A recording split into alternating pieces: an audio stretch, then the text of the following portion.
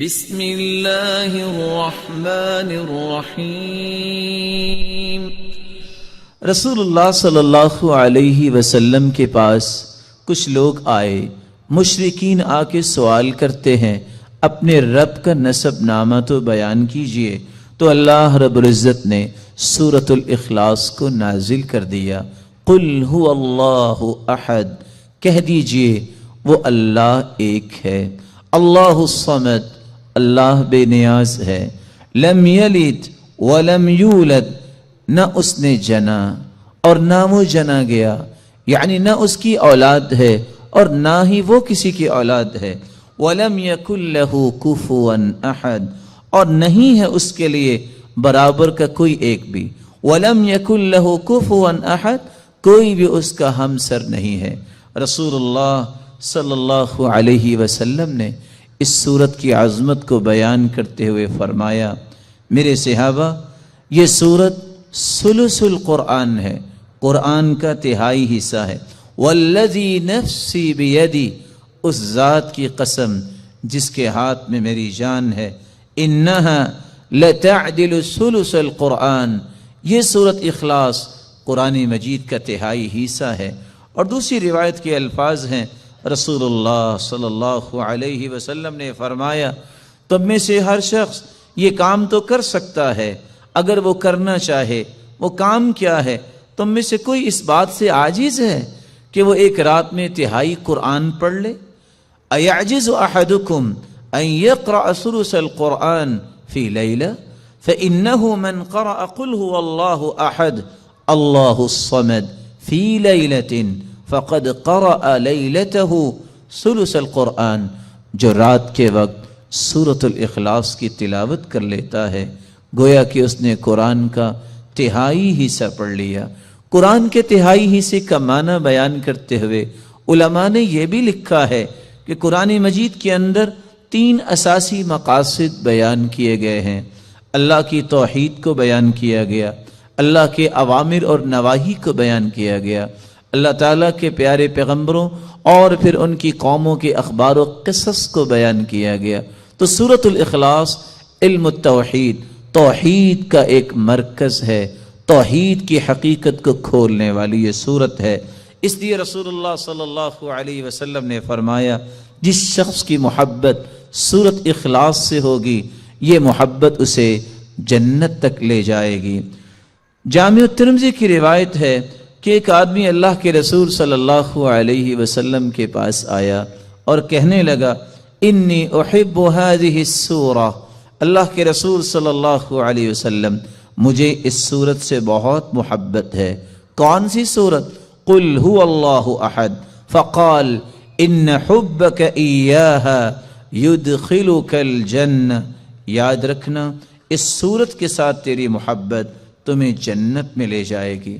یہاں تک رسول اللہ صلی اللہ علیہ وسلم نے فرمایا، من قرأ قل هو اللہ احد 10 مرات بنى اللہ له بیتا فی الجنہ، جو شخص 10 مرتبہ سورۃ الاخلاص پڑھ لیتا ہے اللہ تعالیٰ اس کا جنت میں گھر بنا دیتے ہیں۔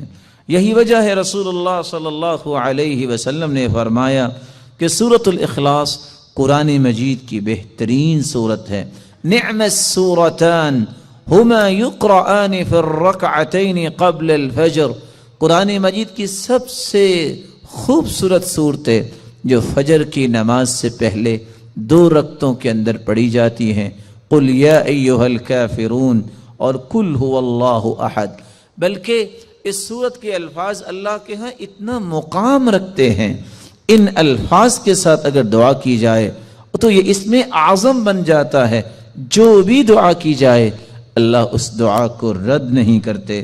رسول اللہ صلی اللہ علیہ وسلم کے صحابی بیان کرتے ہیں، میں رسول اللہ صلی اللہ علیہ وسلم کے ساتھ مسجد میں داخل ہوا، ایک شخص نماز پڑھ رہا تھا اور دعا کر رہا تھا، اللہم انی اسألک بأنی اشہد ان لا الہ الا انت الاحد الصمد الذي لم يلد ولم يولد ولم يكن له كفوا احد۔ ان الفاظ کے ساتھ اس نے دعا کی تو اللہ کے رسول صلی اللہ علیہ وسلم فرمانے لگے، والذی نفسی بیدی لقد سأله باسمه الأعظم الذي إذا سئل به أعطى وإذا دعي به أجاب. اس ذات کی قسم جس کے ہاتھ میں میری جان ہے، اس شخص نے اسم اعظم کے ساتھ دعا کی، اور جو ان کلمات کے ساتھ دعا کرتا ہے، جو بھی سوال کرتا ہے، اللہ رب العزت اسے عطا کر دیتے ہیں. جو بھی دعا کرتا ہے اللہ رب العزت اس کی دعا کو قبول فرماتے ہیں. بلکہ رسول اللہ صلی اللہ علیہ وسلم نے فرمایا جو سورۃ الاخلاص کی تلاوت کرتا ہے اللہ رب العزت اس کے گناہوں کو بھی معاف فرما دیتے ہیں. ایک مرتبہ نہیں، آپ نے 3 مرتبہ فرمایا قل یا ایھا الکافرون فقال قد برئ من الشرک. ایک آدمی کو قل یا ایھا الکافرون پڑھتے سنا، آپ نے فرمایا یہ شرک سے بری ہو گیا. دوسرے شخص کو سنا وہ قل هو اللہ احد پڑھ رہا تھا، فقال غفر له، اللہ رب العزت نے اس کے گناہوں کو معاف کر دیا ہے. رسول اللہ صلی اللہ علیہ وسلم کے صحابی سیدنا کعب رضی اللہ تعالی عنہ نے کتنی خوبصورت بات کی. فرمایا کرتے تھے السماوات السبع والارضون السبع، 7 آسمان اور 7 زمینوں کی بنیاد اسست علی ہذہ السورہ، اس کی بنیاد اس سورت اخلاص پر رکھی گئی ہے. رسول اللہ صلی اللہ علیہ وسلم نے اسی لیے صحابہ کرام کو اس بات کی نوید سنائی کہ جب ایک شخص سفر میں نکلا، جب بھی وہ نماز پڑھاتا تو سورۃ الاخلاص کی تلاوت بھی کیا کرتا. صحابہ کرام نے یہ بات رسول اللہ صلی اللہ علیہ وسلم تک پہنچائی. آپ نے سوال کیا میرے صحابی آپ یہ کیوں کرتے ہیں؟ تو صحابی نے جواب دیا اللہ کے رسول صلی اللہ علیہ وسلم اس سورت کے ساتھ مجھے محبت بہت ہے. فرمایا تیری یہ محبت قیامت کے دن تجھے جنت لے جائے گی. رسول اللہ صلی اللہ علیہ وسلم نے سورۃ الاخلاص کے ساتھ ساتھ بقیہ 2 صورتیں سورۃ الفلق اور سورۃ الناس، ان تینوں صورتوں کی تلاوت کے بارے میں بھی مسلمانوں کو نوید سنائی کہ انجیل اور زبور اور تورات کے اندر ایسی کوئی صورتیں نہیں جس طرح کی یہ 3 صورتیں ہیں. بلکہ رسول اللہ صلی اللہ علیہ وسلم نے فرمایا مسلمانوں قل هو اللہ احد والمعوذتین، قل هو اللہ احد اور آخری 2 صورتیں حین تمسی وتصبح 3 مرات تکفیک من کل شیء. اگر کوئی شخص 3 مرتبہ پڑھ لیتا ہے صبح کے وقت اور 3 مرتبہ پڑھ لیتا ہے شام کے وقت تو ہر چیز سے یہ تینوں صورتیں کفایت کر جائیں گی. رسول اللہ صلی اللہ علیہ وسلم نے ان 3 صورتوں کو بہترین دم قرار دیا. رسول اللہ صلی اللہ علیہ وسلم کی زوجہ مطہرہ صدیقہ بنت الصدیق حبیبۃ رسول اللہ صلی اللہ علیہ وسلم عائشہ رضی اللہ تعالی عنہ فرماتی ہیں ان النبی صلی اللہ علیہ وسلم كان اذا آوى الى فراشی، رسول اللہ صلی اللہ علیہ وسلم جب آرام کرنے کے لیے اپنے بستر کی طرف جاتے کل لیلہ، ہر رات جمع کفی، اپنے دونوں ہاتھوں کو جوڑتے، ثم نفس فیہما، پھر ان دونوں ہاتھوں میں پھونک مارتے، فقرأ فیہما، اور قرآن مجید کی یہ تلاوت کرتے قل هو اللہ احد وقل اعوذ برب الفلق وقل اعوذ برب الناس، ان تینوں صورتوں کی تلاوت کرتے.